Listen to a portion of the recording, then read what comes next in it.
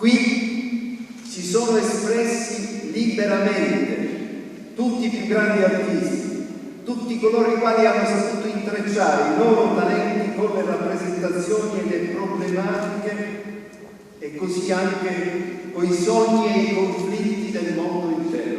Il presidente della Biennale di Venezia, Pietrangelo Buttafuoco, abbassa i toni delle polemiche e richiama l'importanza di pace e libertà, da 131 anni valori costitutivi della Biennale. Il ministro dei Beni Culturali Alessandro Giuri per questa volta ha preferito evitare di venire a Venezia alla presentazione dei lavori ultimati al padiglione centrale dei Giardini, realizzati con i fondi del PNRR, inviando in laguna il vice capo di gabinetto Valerio Sarcone.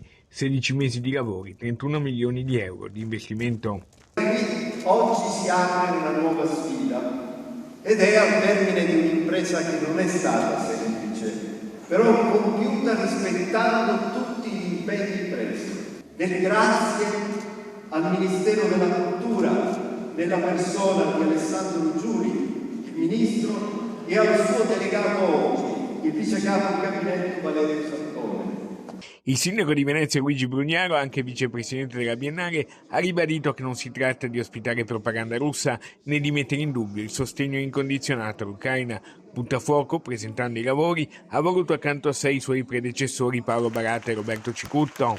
Ma se facesse propaganda saremmo noi stessi a chiuderlo probabilmente, ma la propaganda non è ammessa, non stiamo facendo propaganda, parliamo di cultura, di arte, poi ognuno racconta le cose a modo suo. Considerate che noi siamo disponibili, abbiamo già dato grande disponibilità anche a essere presenti a dissidenti, non soltanto russi ma anche di altri popoli, di altre nazionalità. È la storia di Venezia quella della diplomazia, di essere aperta, e se vogliamo veramente la pace da qualche parte bisogna sedersi anche a parlare. Che il ministro sia venuto è un segno importante di una posizione del governo italiano che noi rispettiamo, ma ognuno nella sua libertà ha il diritto di agire come crede. Richiamo all'unità anche da parte del governatore Stefani. Pax tibi marce evangelista meus, la pace sia a te, e questo deve essere il messaggio che anche l'arte deve lasciare, uno spazio libero di cultura, di espressione, capace anche di far dialogare, perché l'arte non deve per forza dare risposte, l'arte deve anche interrogare e lasciare delle domande.